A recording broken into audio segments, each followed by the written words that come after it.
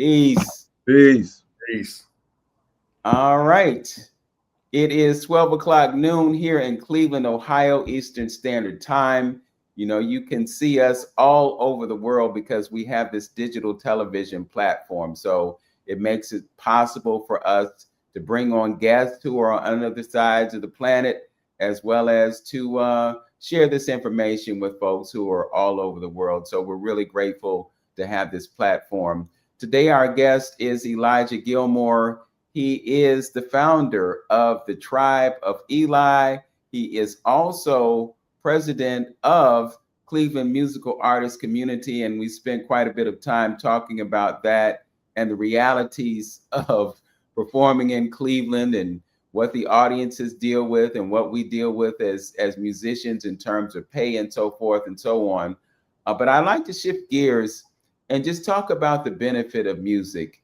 Elijah, it's no secret that, you know, we are partners as musicians in this town, and we've had conversations, and you've shared with me certain things about the benefit of music to people who engage in the process, the benefit to their brain activity. So if you'd like to elaborate on that, I would definitely appreciate it. Okay. So, as you've already said, music has so many different benefits. We can start with what music does for our brains. Music is one of the few activities that we can uh, uh,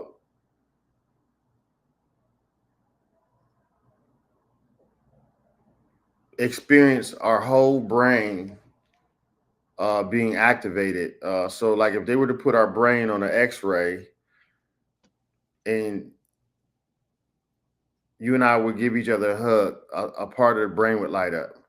Or if Brother Hamtonio and I were going out to eat and we were to eat, a certain part of the brain would light up. But when we listen to music, the entire brain lights up. That's the only thing that we know that does this. And if we actually were to sing along to the music we're listening to, or to clap our hands or dance, the brain lights up even more like a Christmas tree. And this is a relatively new study or science. And so now we're using music and neurology to try to understand the brain better. Mm-hmm. Okay. Music also. Oh, did you want to say something? No, go ahead. Okay. Of course, we know music is great for bringing us all together. You know, you can go to a Michael Jackson concert and everybody from every walk of life can get along with each other for that hour or 2 hours of the concert. You know, music is good for therapy, whether you need to relax yourself because you're having anxiety and you put on some slow legato music that can calm your spirit, or whether you're in a slump and you got to put on something with an upbeat that you can get energy, get energized. You know, when people go to war, they have the upbeat so you can get energized. So Mhm. we know that music is great for those type of things too. They're really getting serious with the study of music now. They're getting into stuff like binaural beats and the different frequencies that will help you to either go to sleep or to focus. You know, uh it's really interesting to me because, you know, we just thought of music just from a standpoint of like entertainment, dancing, you know, or, you know, that's my song, but not, we didn't understand some of the uh, benefits to our health, whether mentally or biologically speaking. And now the generation that we, or the modern world that we live in now, health and wellness is a big thing, and music is a big part of it. Yeah. Well, to add to what you're saying, I recall seeing a few different videos where there was someone who was suffering from dementia, and they would share music with them. And in that moment, they actually came to life. You know, the music had such a tremendous impact on them. And for whatever reason, it kind of took them back. So they were able to remember things that happened a long time ago versus, you know, having a deficit in terms of remembering something from 5 minutes ago. So there's Absolutely. Yeah, there's definitely a benefit to music, and as you spoke of the binaural beats, and I think about the solfeggio frequencies, and use them in my own personal life. I actually have a frequency generator, Mm. and this frequency generator enables me to program it to a specific tone because different tones provide different benefits. So, if, for instance, if you look at 528 hertz, the 528 hertz, it kind of programs you into an idea of having love for everyone. It's like that, but it's also something that provides healing to your body. You look at 174, same thing. If you have inflammation in your body, you can program this frequency generator to 174 hertz, and then the impact that frequency or that vibration has is that it fosters a certain level of anti-inflammatory activity in your body. There was a person by the name of Dr. Royal Rife who did a lot of research on that. And he was one of the folks that kind of brought this idea of frequency as a healing modality to the world. So now you see different versions of products that will give you these healing frequencies, and people are implementing them as a way of dealing with their physical health. But there's also the mental and spiritual health, because we know that there is a benefit that comes from meditation. So when you meditate on a regular basis, it allows you to vibrate at a certain frequency, and it allows you to create and manifest and do all kinds of things just because you are connected to the light that is within you, as opposed to being distracted by the things that are happening out there in the world that keep you in existence in a lower vibrational state. Absolutely. I would like to jump in there. You got me a little excited, if it's okay. Go ahead. Okay, so yeah, we were at Cleveland Clinic. My band was playing at Cleveland Clinic, and I don't even remember what we were playing. We could have been freestyling. They had wrote this lady down who had been in a veggie state all year, like not able to move or speak. And after listening to us, she got out of her wheelchair, started dancing, smiling. The doctors started crying, and we started crying. And they said, we know the power of music, but it still gets us every time. And just picture grandma at church, hearing, you know, the music and getting out of her wheelchair and start running around the church. And you're like, whoa, grandma hasn't moved all year. So music is very, very, very powerful. I want to tell another story. We do, I do wellness drum circles, and this guy had came in. He said he was having struggles with his, I guess, with walking. And after doing our wellness drum circle, he was like, I don't know what happened, but I can walk. I feel good. And I had to put it on video. I had to record it just so people can see, because one thing for you to say it, but for somebody to actually say, yeah, I don't know what happened to my leg, but I'm better now. And in the hospitals, they know because they use drumming for physical therapy in the hospitals. They bring out percussion instruments and it helps you to get your motors going again.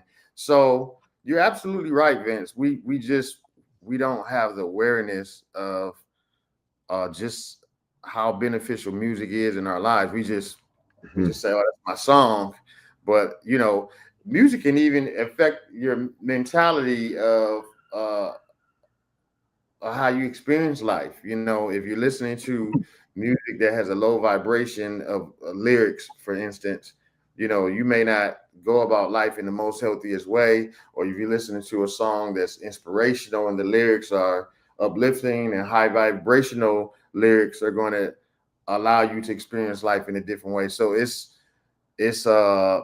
affects us biologically, and it also affects us mentally, or what some may say spiritually. Yeah, for sure. Because music is energy. right. I want to I mean, get back to what you're expressing, but I know that Hamtonio wants to express something. So Hamtonio, and then I'll follow. Yes, I mean, and let's take it another step. Music can be used as a weapon mm, against a group of people. You see, why does people, as far as that industry is concerned, now do you understand why they want to control that industry? When Brother Eli, when you was talking about motivation and causing you to do this and the drum beats and the warrior beats and things of that nature, that's why they want to control the music and what's being put out here to the people. That's why they snuffed out positive rap music because it can motivate the people to do something. So music is a weapon. This is all about control. We talked about the 44 hertz platform versus the four is it 28 or 38, I believe. I can't It's 440 versus 432. 32. Yeah, Yeah. and so why? What's going on? So there's things in the background that are manipulating people, and we're unaware of that. So when Vince has that little frequency generator there, or if you understand those particular things, see, and taking it even a little further, frequency and energy has to do with colors, smells, all of that plays a part in controlling and dealing with your psychic and how you feel and think and things of that nature. The things you see visually. That's how deep spirituality is. That's how complex the body is, and those things. We might just look at it as trivial and don't have anything to do. But see, we all have that before and been in church, and your hair stood up on the back of your neck and things like that. But our ancestors understood that when they did with violins and pianos and things like that, they knew it was a healing process, and that's what motivated people. And that's where we get that whole church jumping up and down and moving around. They did that in the village. They do it in the village today. But that's healing taking place. That's the spirit taking place. So if you got a group of people who know that's been practicing mind control and things like that for the longest, and they understand that, they know that they can manipulate music in order to pacify or calm down the people or control the people in a certain kind of way. And these are some of the sciences that we need to know. That's why I say energy, frequency, all that is all about that. And once you understand that, you can do better and can control in your life. Well, absolutely. And you said it earlier. You said everything is energy, and that's true. Even our words are energy. You can Yes, cast spells from the absolutely. words that I mean, even if you want to, for those who may be Christian, if we want to put a little Bible on it, life and death is in the power of the tongue, and so if a man thinketh, you Mhm. know, and we don't realize how powerful our thoughts and words are. It's all energy. It's Mhm. all energy. So the Vince and I was talking about this. Uh, in church, we say faith. In the streets, we may say, law of attraction, and in the science world, we say quantum physics. In church, we say, I like your spirit. In the street, we say, I like your vibes. And in science, we say you have good energy. It's all the same, Mhm. So, and once you, like you said, and as Vince said, we are aware and understand how energy operates, then you start seeing that everything affects you from, like you said, from colors to words to music. It's all energy, vibration, and frequency. okay. So if I could, I want to rewind to follow the comments that you made before Brother Hamtonio expressed what he expressed. And we can start with the biblical reference that you made. God said, "Let there be light," and there was light. Think about it. God said, and it was a power of words. It was a power of sound that created light. If you look at it again from the biblical perspective, you just mentioned a few moments ago spelling, casting spells. Again, is the power of sound with the words that you utter from your mouth. And one of the things that I've been extremely mindful of is what we say, the words that we speak, the thoughts that we think. And you talked about and what Antonio said about how music is used against us. That's exactly what I wanted to express before he expressed it. When we go into stores, there might be background music playing, and there's subliminal messages being fed to us in that music, in that sound. So you may not be consciously aware of what you're hearing, but they're feeding you messages that are telling you not to shoplift. They're feeding you messages that are encouraging you to buy something. This is one of the ways sound is used against us.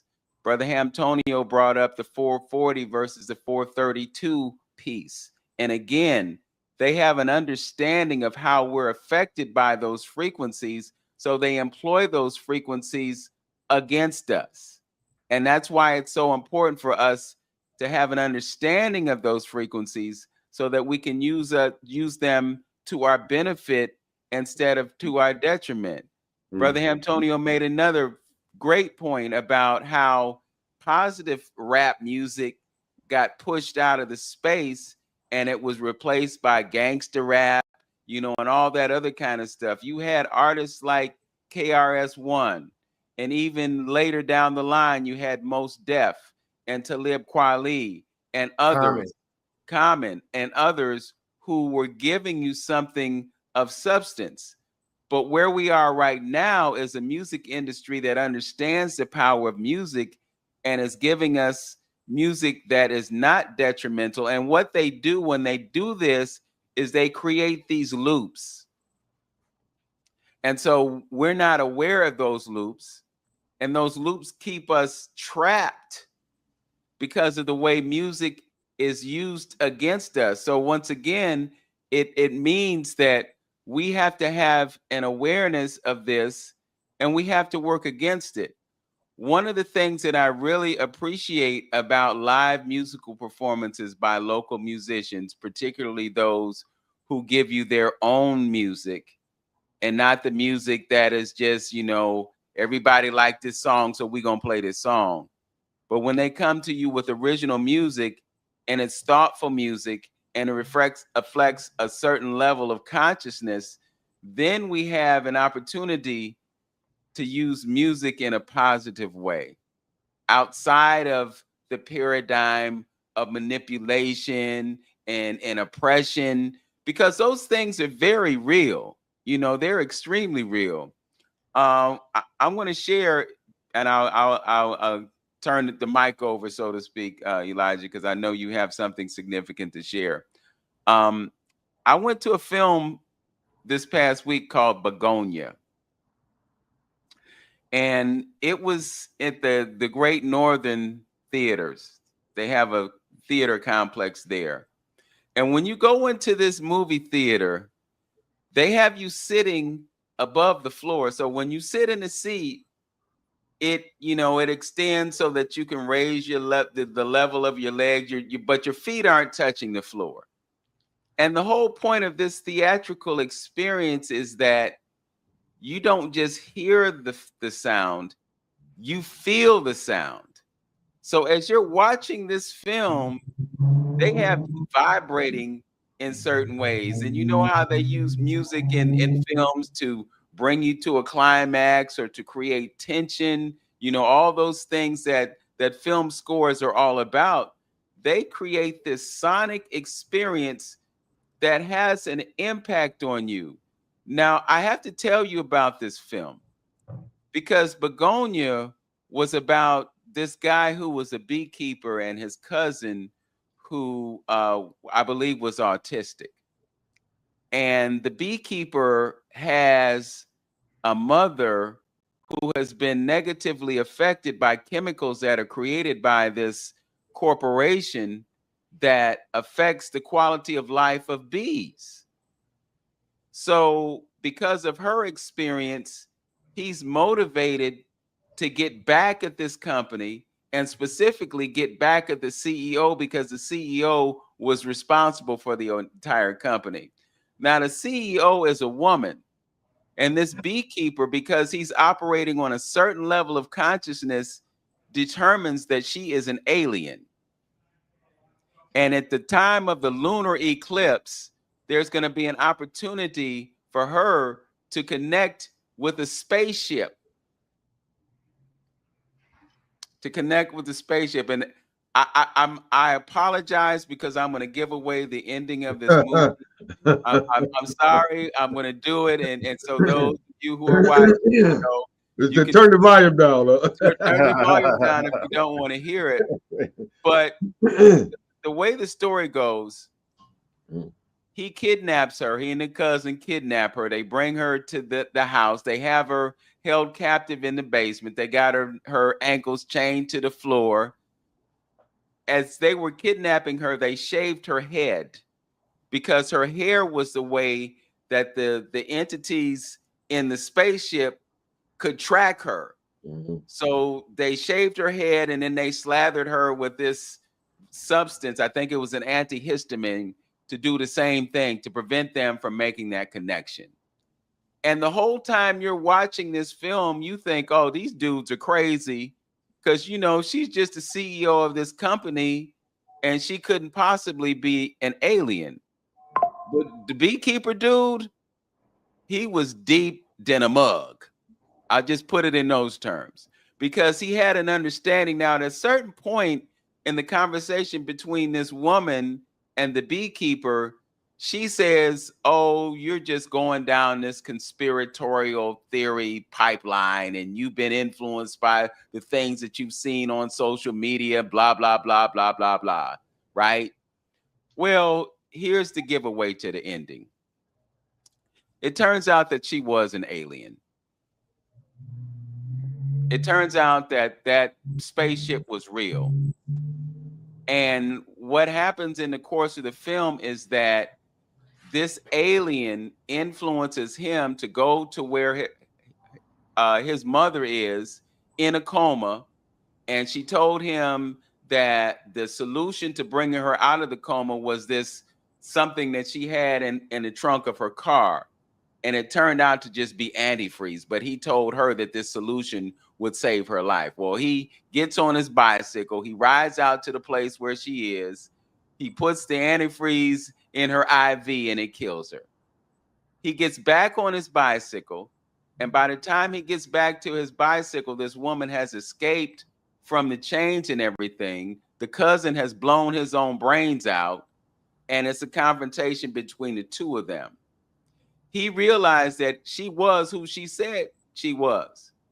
And he convinced her to take him to the headquarters so that he could get beamed up to the spaceship. So he gets in the closet. She's got a calculator that she's putting these numbers into, and it could have beamed him up to the spaceship, but he had this stuff strapped on as protection, and he ends up blowing his brains out. And then after that, security comes in. They rescue her because he blew her knee out, because he was punishing her. They put her in an ambulance, and they're driving away from the place. They got oxygen on her, and she says, hey, wait a minute. She takes the mask off. She gets out of the ambulance. She hobbles back to the headquarters. She goes into the same closet, and she gets beamed up to the spaceship. She gets up there, and it's like this council of aliens, and there were black faces in them. They had different bodies, but the ending of the movie is that she goes over to this bubble. She pops the bubble, and all the humans on Earth are dead. So they show you all these people, and the cats and the dogs are still alive, but all the people are dead.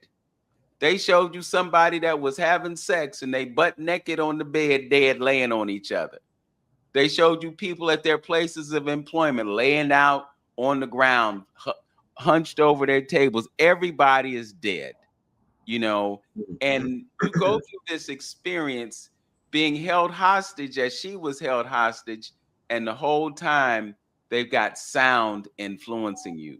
So not only are they giving you the sonic experience, they're giving you, if you're familiar with predictive programming, they're giving you a certain level of perspective on what's really going on. So I apologize for giving you the plot of the movie and the ending of it, but I just wanted to share with you as I was sitting there watching this, I was absolutely stunned. And people just got up out of their seats and they walked out of the theater like they just watched a cartoon. And I'm like, Do did you you realize? right? Did you really see what just Definitely, happened? You know, definitely. They definitely use media, from movies to commercials to subconsciously influence us.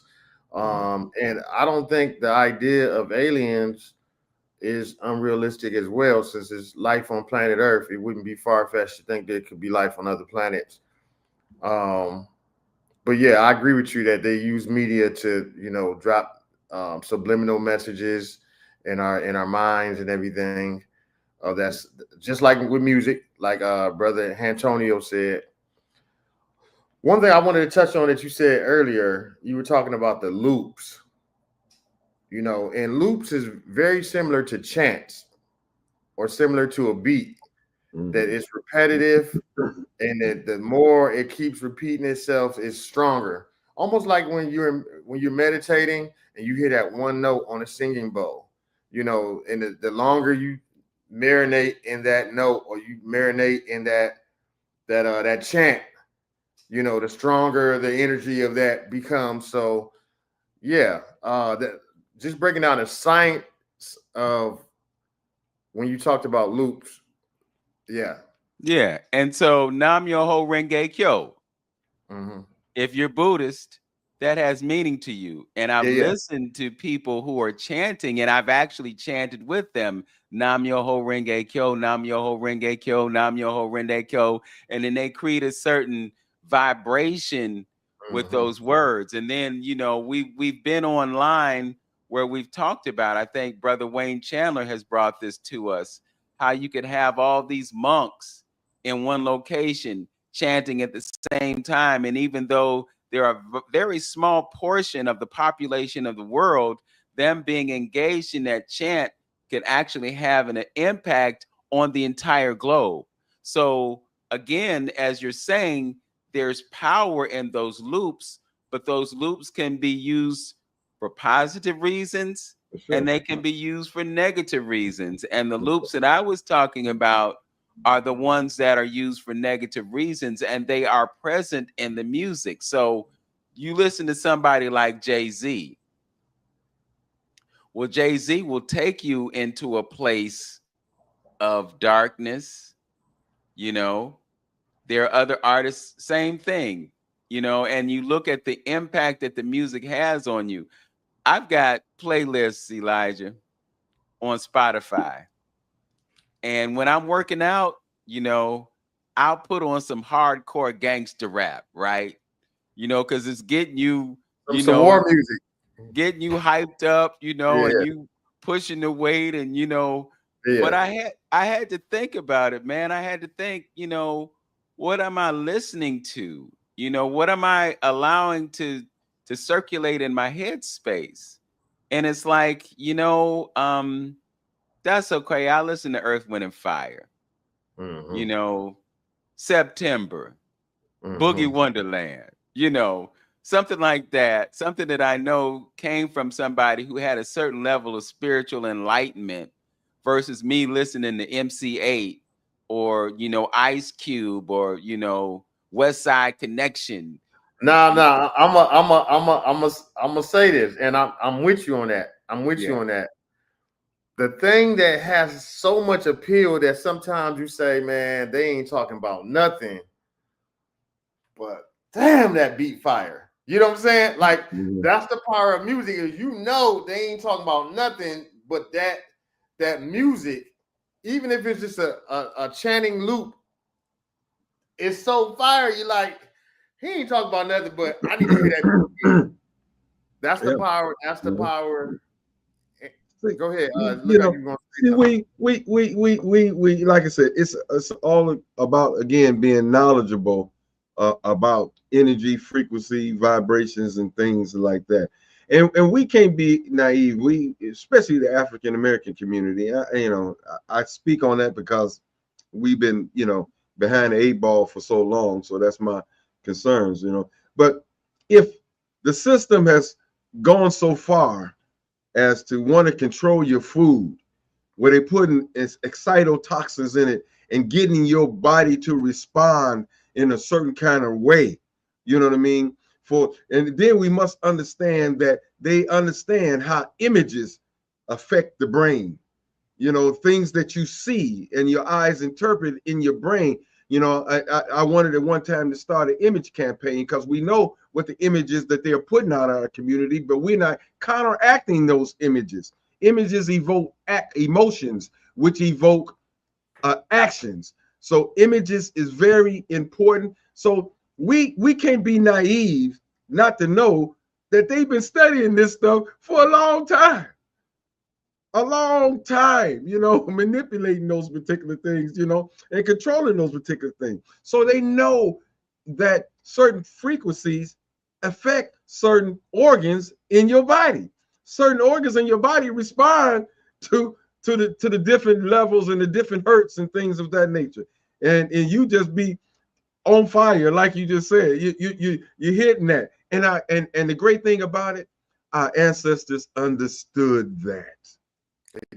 That's why I talk about doing the Sankofa, going back to retrieve what you left behind. If our people been on the planet forever, they have worked through these social issues. They have worked through these cosmic issues. If they understand that a great year is 26,000 years, that means they must have seen it happen more than once to know that it's a repetitive situation going on. So I'm saying that to talk about the longevity and working out social issues, working out community issues. They have done that. They've been through all that. And if we just revert back to what our ancestors are saying, when you're going to try me, we will understand those things, and we would stop being manipulated so much by the system and by the people who've been doing this for a long time, remote viewing and all that. They've been doing it. So Mr. Antonio, go ahead. No, I'm done. Go ahead. That's going to require us to be responsible artists. That's going to require us to take accountability as the leaders of our community, us as African American men, to take accountability and lead our community. That's what that's going to take, because we can do it. Because we taught everyone how to be a family and community and civilization. We were the first family, community, and civilization. And when we talk about the struggles that African Americans have, we're talking about the descendants of the slaves from America who are trying to play catch up with learning how to be a family, community, and civilization. And to our credit, there were several towns that we've built that were burnt down or bombs were dropped on when we try to, raise ourselves up to a civilized standard. So there's that too. But the whole point is, I agree with you. I agree with Vince. We have to be responsible artists. We have to be, we as the African American leaders or men of our community have to, we have to point the first finger at ourselves for where we want our communities to be. And I can see why a lot of us might feel hopeless, that if every time we built up a city or a town, it was burnt down or bombs dropped on it, or when we got leaders, there were bullets put in their heads. I can see how we could just feel like, all right, we don't want to go too high because I don't want a bullet in our head. I don't want bombs dropped on us or our city burnt down. So we're just going to operate in a safe space and in a place of sort of hopelessness, I guess, if that's the word. But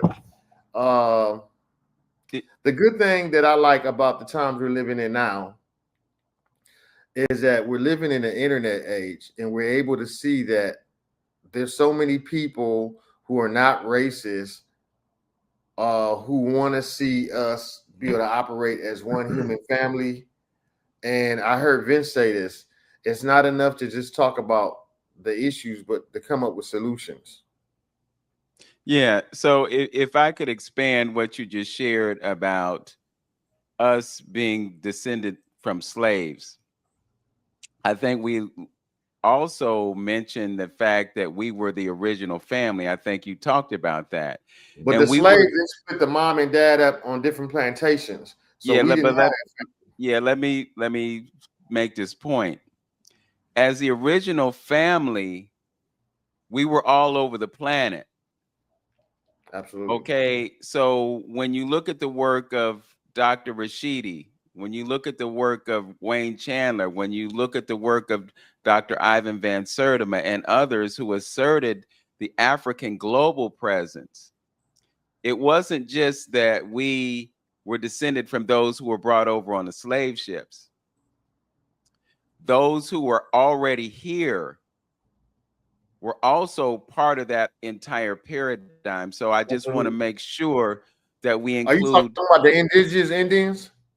I'm not talking about Indians. I'm talking about Africans all over the planet. Well, We weren't the can indigenous Indians African? we can include them in this Yeah, conversation. Mhm. Okay, but I'm just talking about the African global presence, not just being relegated to us who are brought over. I think Absolutely. it's I think it's important to point out that those of us who were brought over, those of us who were descended from them, are the strongest of the strong because of the experience that we had.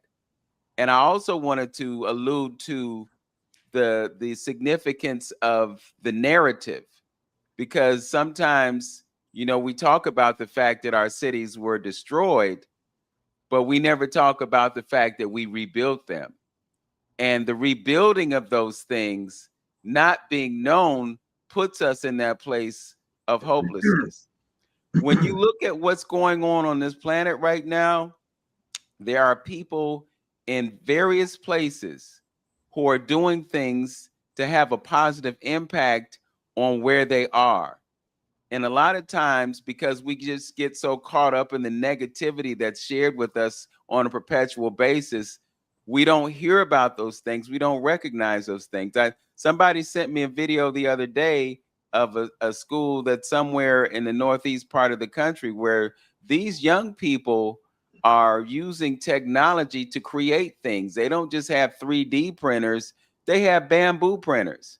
And the brother who was facilitating this was asking for support, but we don't think of young people being those kinds of creators.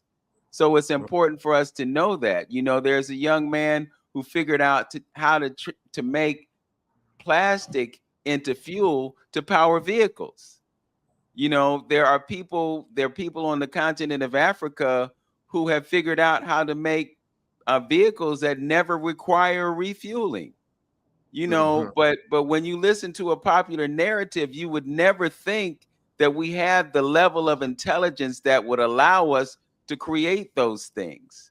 So all I'm saying is that, again, when you talk about the power of words, when you talk about the power of thought, these are the things that we should have an awareness of, so that we don't exist in this paradigm of hopelessness that is being created for us. Because the Absolutely. reality is, the people who control the media want us to live in a state of fear. We kind of alluded to it earlier, but I wanted to make the point. You talked about the impact that these vibrations have on our organs. Well, our kidneys are the seat of our fear. And when you come to our communities, you don't have to travel far before you see a dialysis center. And who's in these dialysis centers? We are. Okay, so this just demonstrates how they're using sound, how they're using frequencies to disaffect us rather than to improve the quality of our health, because again, they keep us trapped in a survival mentality that prevents us from thinking logically, critically, analytically, to a point where we realize that, hey, you know, I've got something negative happening in my body, but I can use sound as a remedy. I have something negative happening in my mind, but I can use sound as a remedy. So it's really about us connecting with our awareness of who and what we are. And that's when it brings us to the idea of our divinity. Elijah and Brother Antonio, I want to bring us to an understanding of the divinity that lives within us, that empowers us to confront the things that affect us in a negative way. Because when you talk about this whole idea of creating, and you realize that we talk about the creator and we use it in terms of a big C, creator. We talk about that supreme intelligence that created everything that we have an awareness of, and even more significantly, the things that we don't have an awareness of.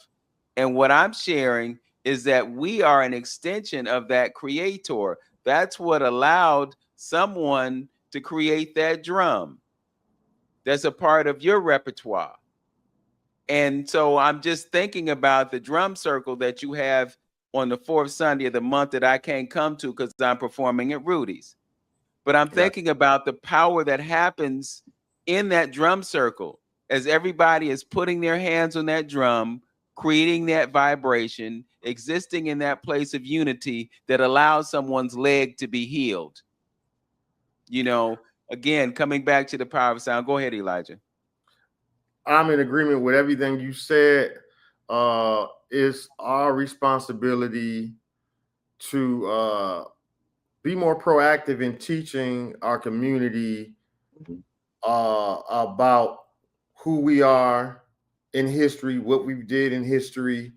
We cannot expect for anybody to teach our history and what we're doing and what we've done outside of ourselves. So I'm in agreement with you. We have to be more proactive with that. For instance, I heard you talk about the young children, and I had to look this up while you were speaking so I can say her name correctly.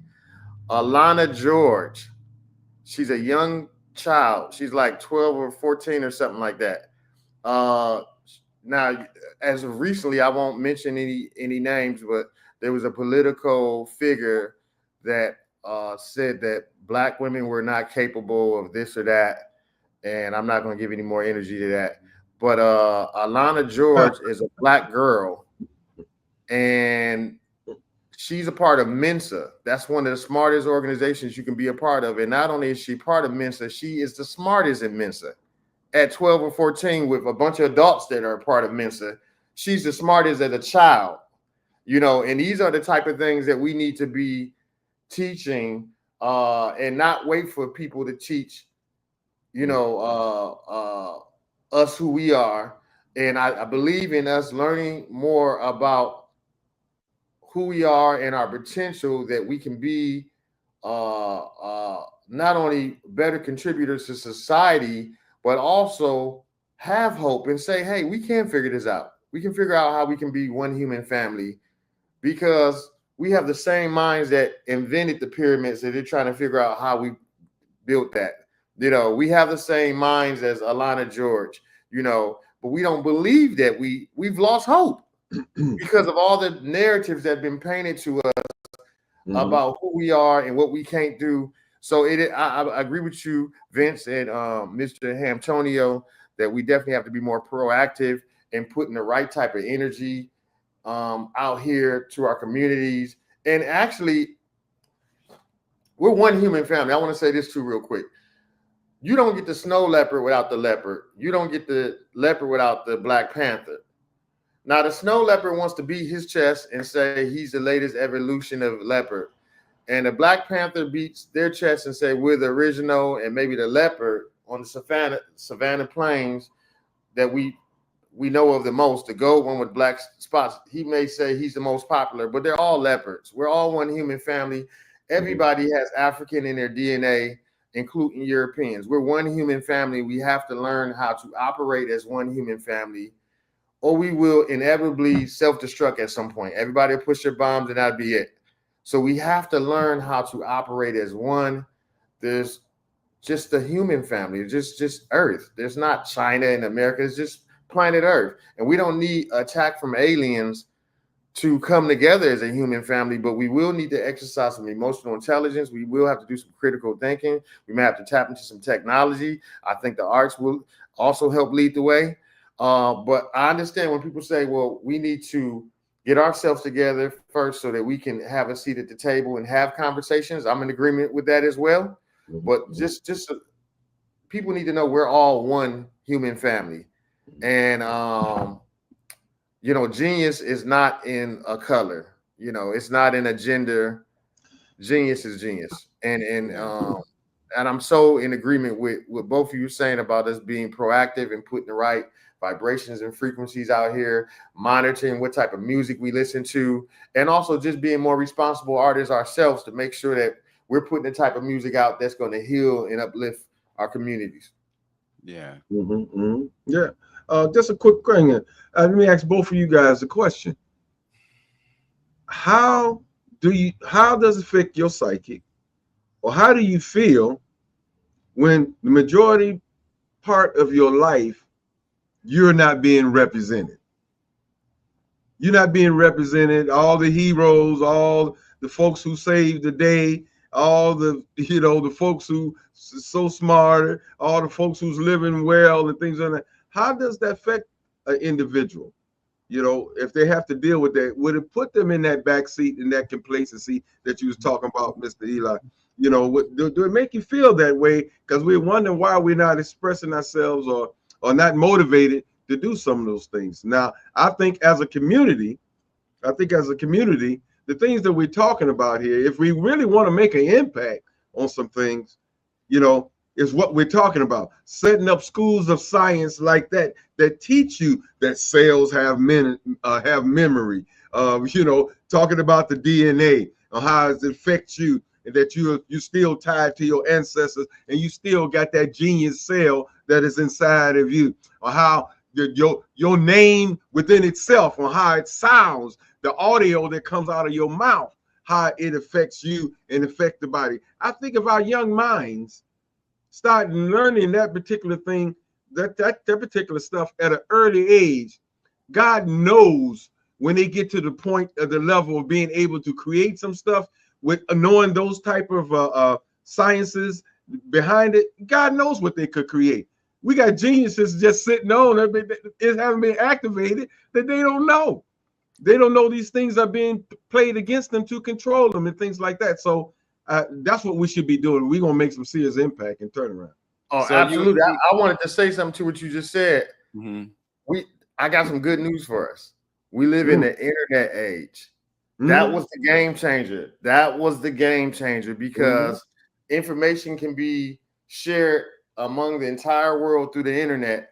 So initially, America being more of a racist country, they're going to show you the white Indian, the white successful Indian, the white successful Mayan, Mexican, Puerto Rican, Asian, even though we know there's very dark versions of all of those. There's very dark Mayans, very dark Indians, very dark Puerto Ricans, and they're not going to show you the dark Asians and Mexicans.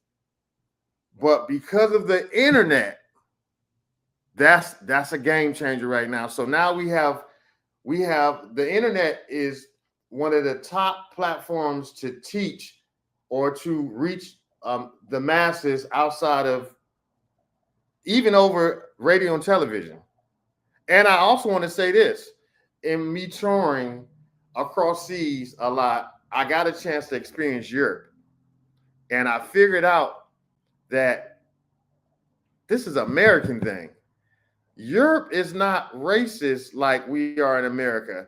I would go in their malls and see black mannequins with afros. They got black billboards, black commercials. Like, it wasn't, I'm like, where am I? And now I understand when people left.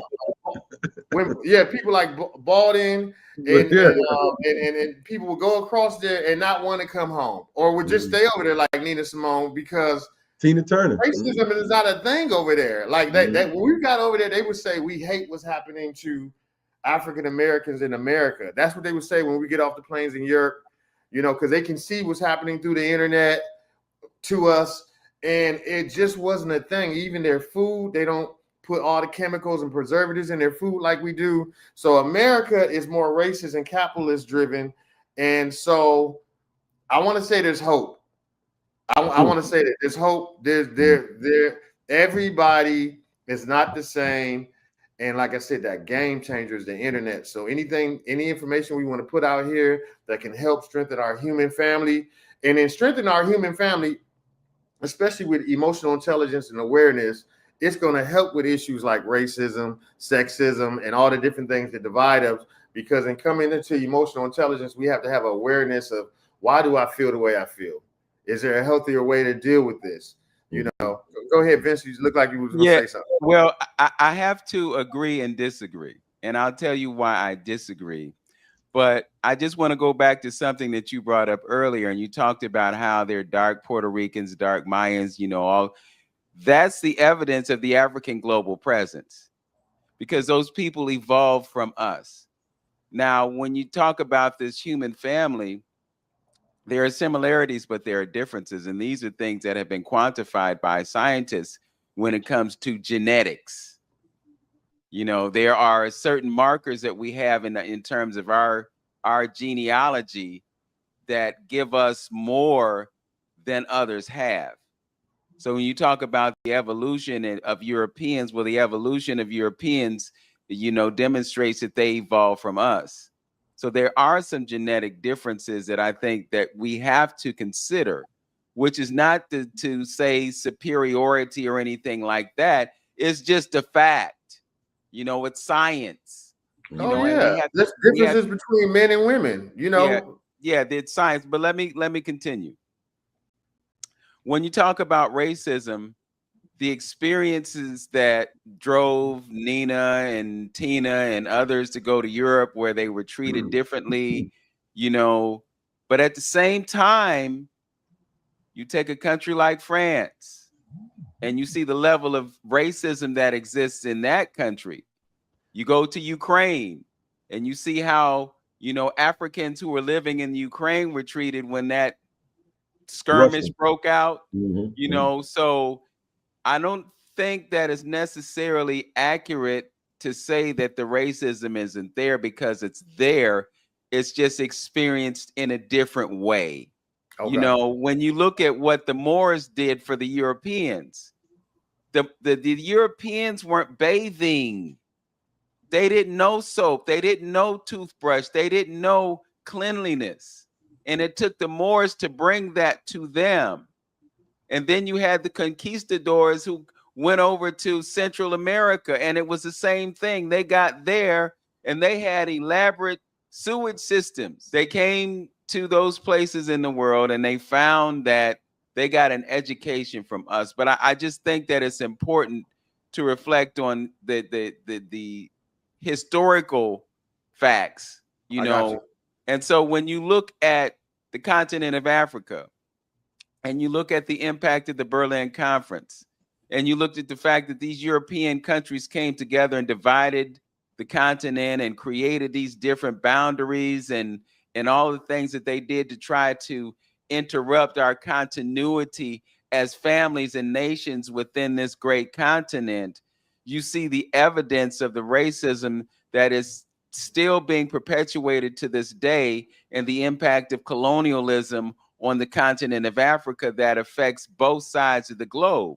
So you got Africans who are living in a colonialist mind state that does not allow them access to the full history and the full narrative. Okay. And then you come across the country, or come across the ocean to here, and you see how we've been disaffected by the narrative that they've given us.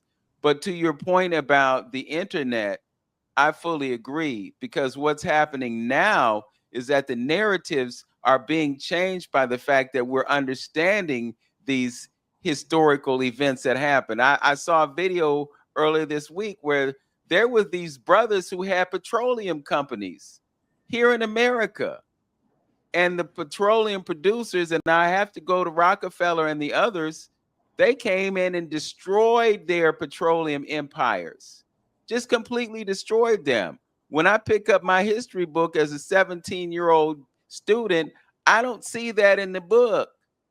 And when I get to college, I don't get that either. But to know that we were subjected to those kinds of things, the same kinds of things that resulted in Black Wall Street, Greenwood being destroyed, Raleigh, Durham, North Carolina, and all the other places that are under lakes right now because they wanted to destroy us. These are the things that they don't share with us because they don't want us to understand the lengths that they have gone through to suppress our greatness. But these things are bubbling up to the surface, and now we're getting a greater awareness of who and what we are, because we are divine beings with the ability to create the things that can make our lives better when we vibrate on that frequency, on those levels that allow us to attain connection to that divinity so that we can solve the problems that we're confronted with. So I agree with you on that. Yeah. I agree with you on that. And I think two things can be true. I think that we have to educate our community on our greatness and also educate our community on things that have been done to us undercover. In addition, I guess I was just saying that there are people on the planet who have white complexion, or what we call white, who are not racist and who want to see our world advance. And so I know there's going to be theft everywhere in the world. It may be higher in certain places. I was just kind of shocked at how it wasn't so much of a thing in Europe, but I still know that it's still there, you know. Yeah. And yeah, they stopped slavery before America did, you know.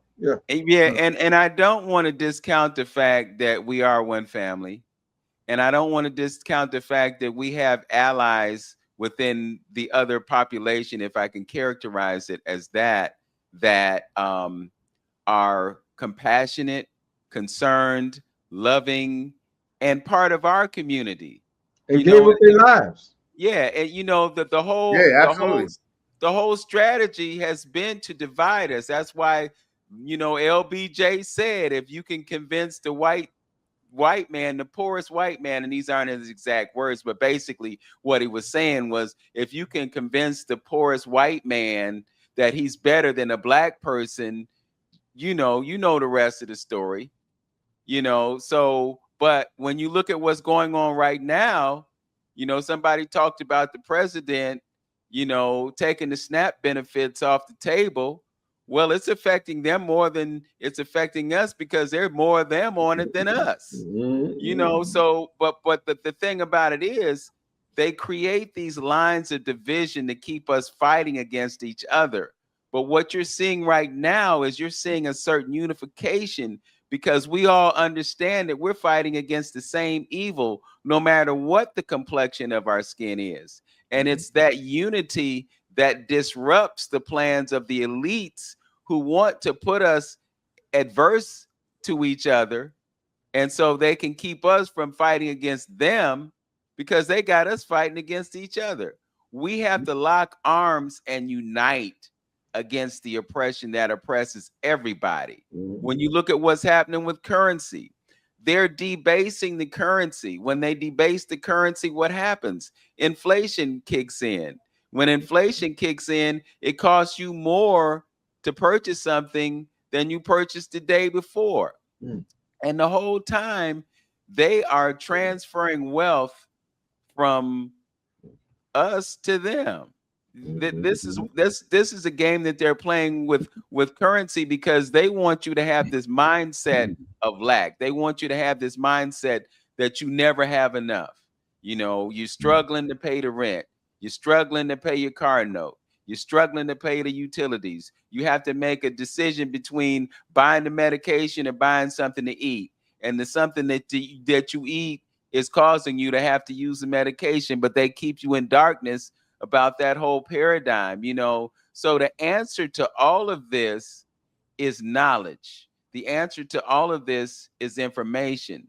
The answer to all of this is consciousness, so that we can make the choice that will allow us to understand we live in a universe of abundance. Everybody's needs can be met when the resources are used in a certain way. This is to Antonio's point, this is the way of the African. This is the way that the village takes care of itself. This is a way that people cooperate with each other so that they don't have to go without. Because we have land, we can cultivate enough food in Africa to feed the planet.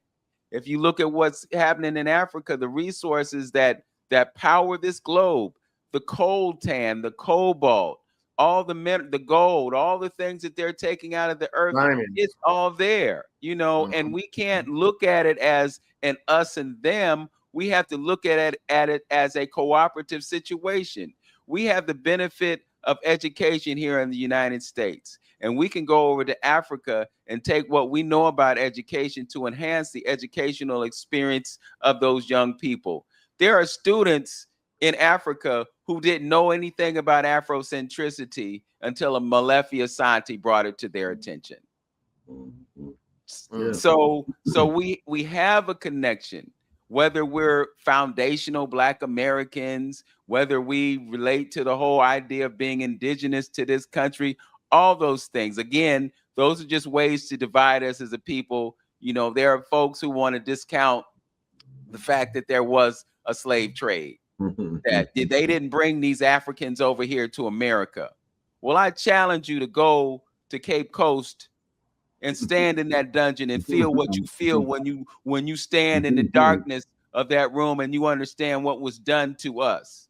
You know, you cannot discount that experience. And I understand the whole idea of sovereignty and that they stole this country from us and they've implemented this democratic system to justify taking the land away from us because they came over here as immigrants and basically gangstered the land and then push people into places where they couldn't sustain themselves and then poison them with the food that they were bringing to them and the alcohol that they brought in, and then, you know, gave them a few of them some casinos so that they could make, you know, so they make a little bit of money, you know, and still exist in that paradigm of oppression that was placed upon them. You know, the history of this country is so layered.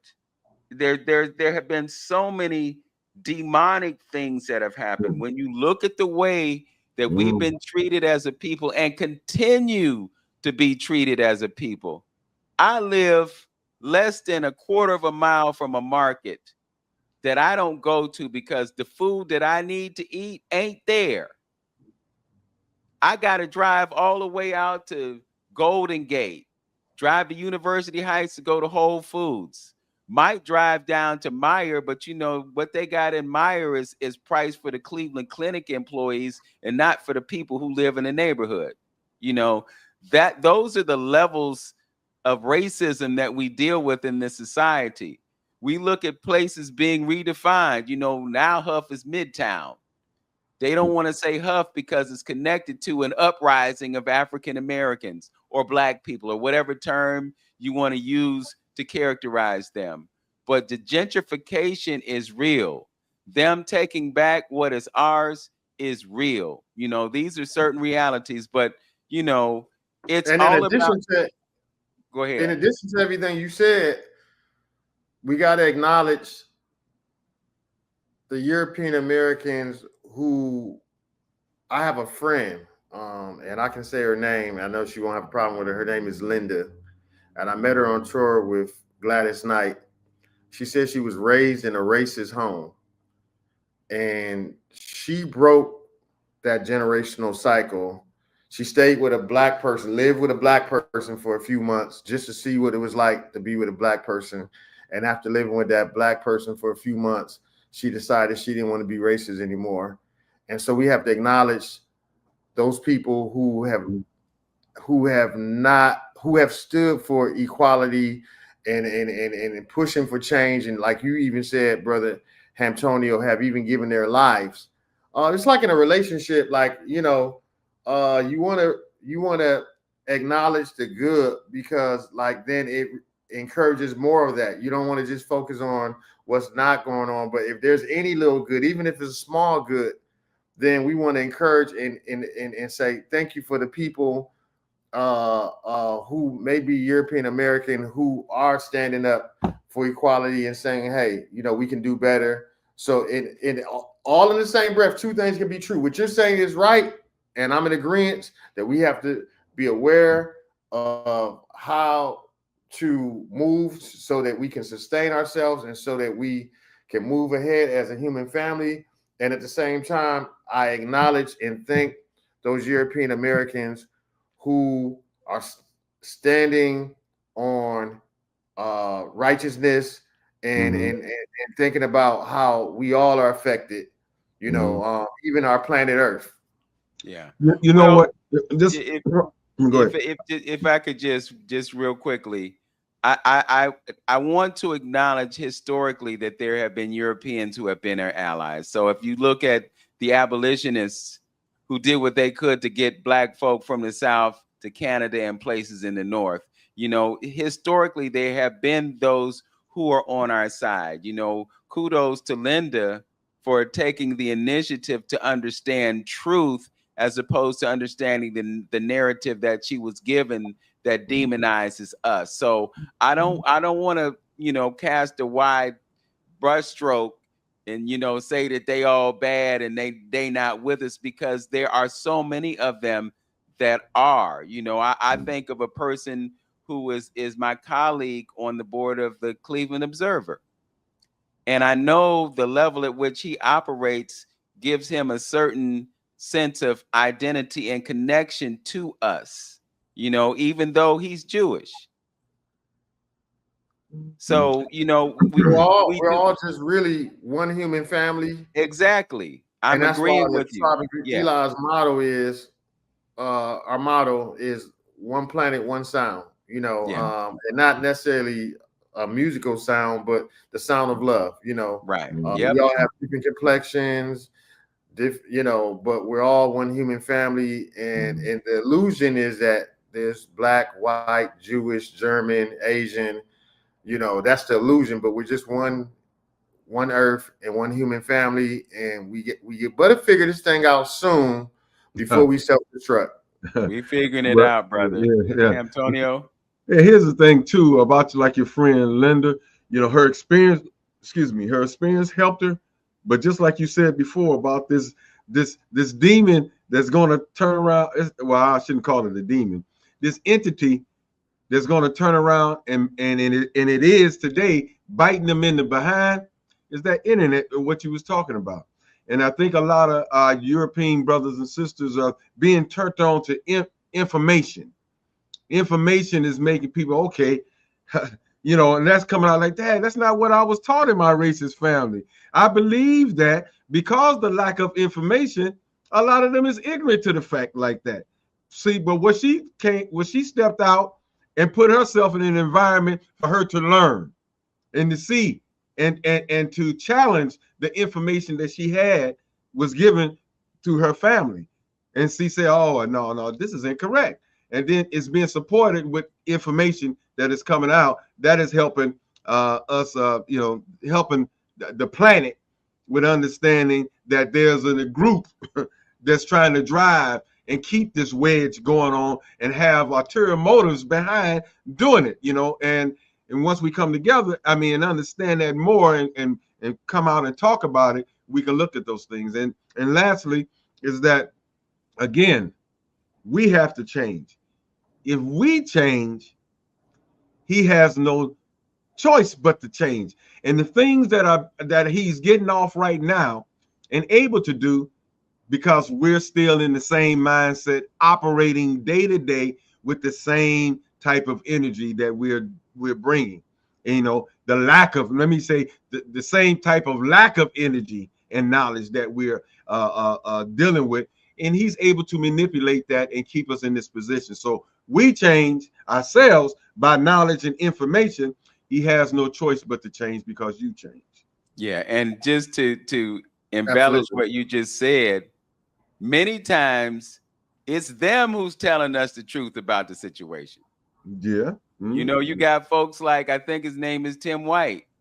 And then you got some everyday people that are getting on and giving you the history and telling you the Martin truth about Denard the and all these situation. folks. So Yeah. it's not that they don't know, because they are among those who are spreading the word and spreading the information. And again, Elijah, I fully, completely, and totally agree with you. One family, one love, because love is the answer. And I think music is the thing that brings us together, that connects it to that spirit of love that allows, 20,000 people to be in an arena watching Earth, Wind, and Fire and doing this. Yeah, yeah. Right. Right. Everybody's together, everybody's feeling music, everybody's getting the message, everybody Mhm. is united by music to get to that place of love that can allow them to cast aside their differences and to realize that we're all one family. So this has been an amazing conversation, Elijah, and I think, and I don't think, I know that everything happens for a reason. And that's the reason that we were able to have this conversation today. And my prayer and my trust is that anybody who witnessed this conversation was able to take something away from it that perhaps gave them an additional perspective, maybe enhance their comprehension. Because I push away from using the word understanding, because it has implications too.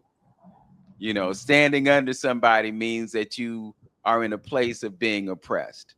So I push back on that. I'm very, very increasingly more mindful of language and the power of our words and the power of our thoughts. So my prayer and my trust, not my belief, but my trust, and not my hope, but my trust, is that someone who witnessed this program, or those who may watch this in the future, took something away from this to change their perspective, alter their perspective, perhaps enhance their perspective, and comprehend that we're moving in the right direction, that there is no need for us to exist in a state of hopelessness and helplessness, that we are all equipped to do whatever is necessary to save each other and to save this planet.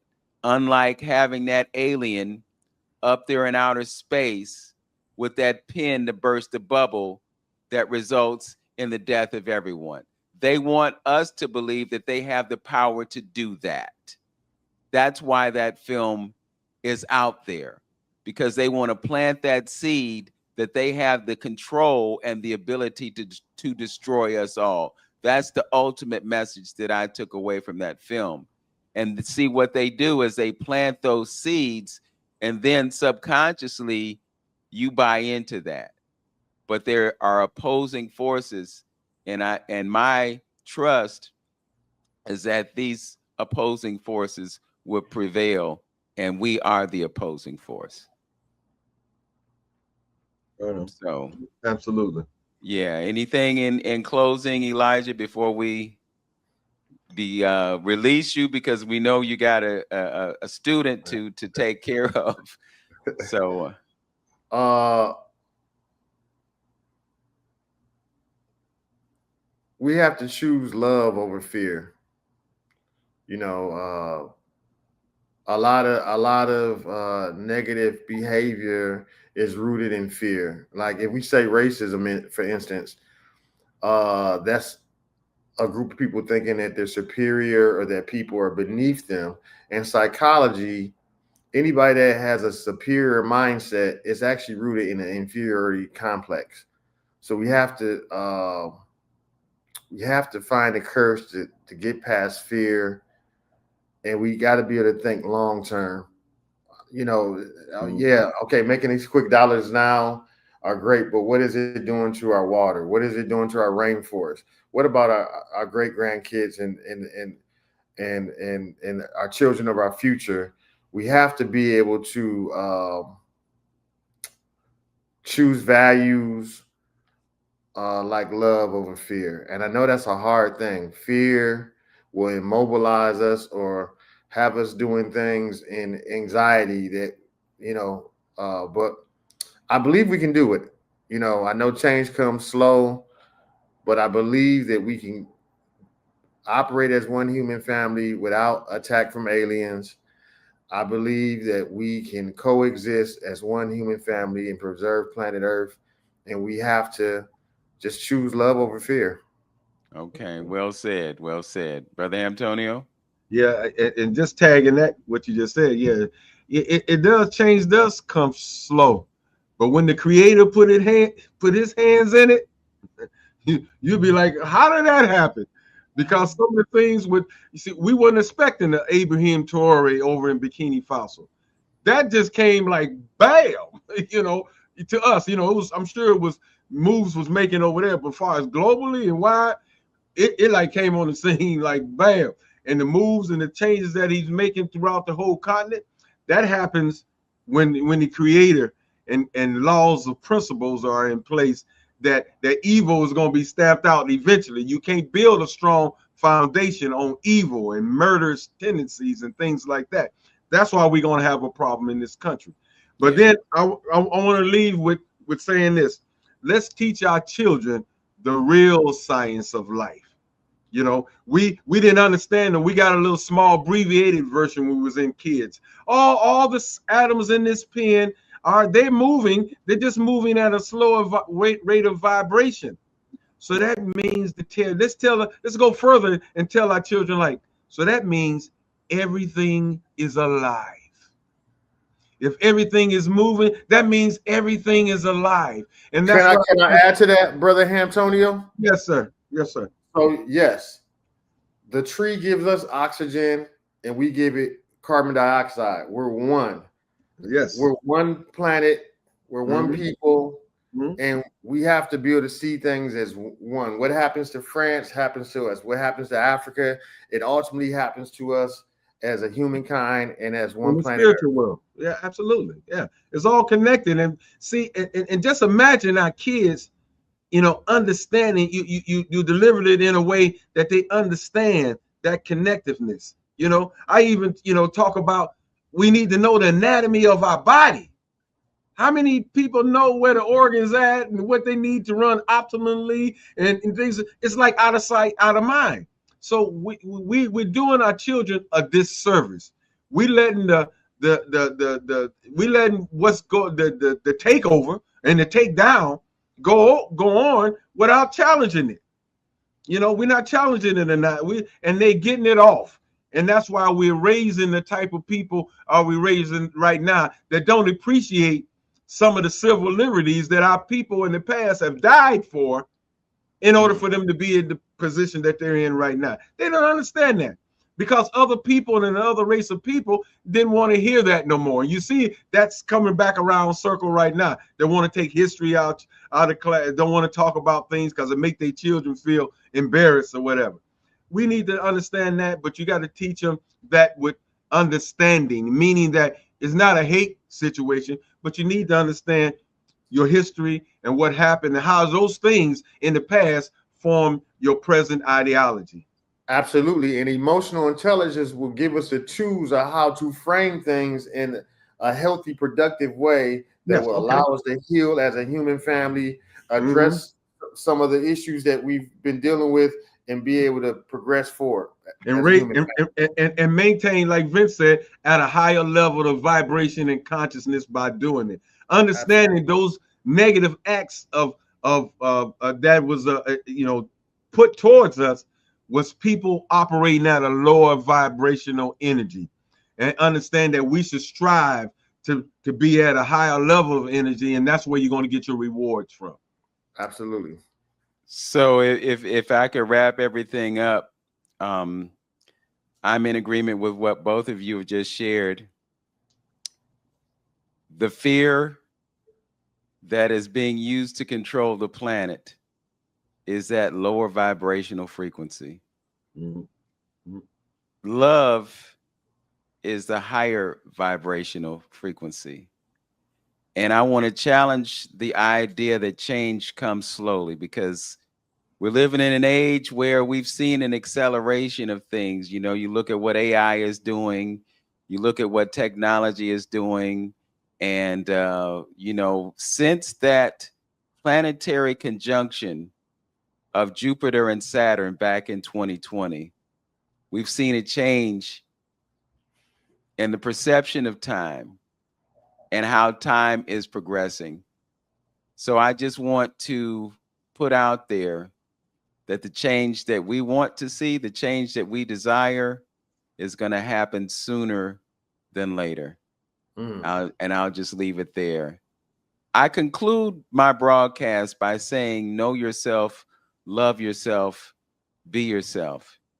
And I just want to expand the idea that to know yourself is to know God. To know yourself is to love God. And to know yourself is to be God. It's really that simple. We're all divine beings having a human experience. We're all connected to the great intelligence that created this earth. There's no separation. We are part of that whole paradigm. And the sooner that we realize that, the sooner we'll be able to see the change that we want to see on that planet. So with that, I will say, know yourself, love yourself, be yourself, and make today your absolute best day. Peace, everyone. Peace, peace.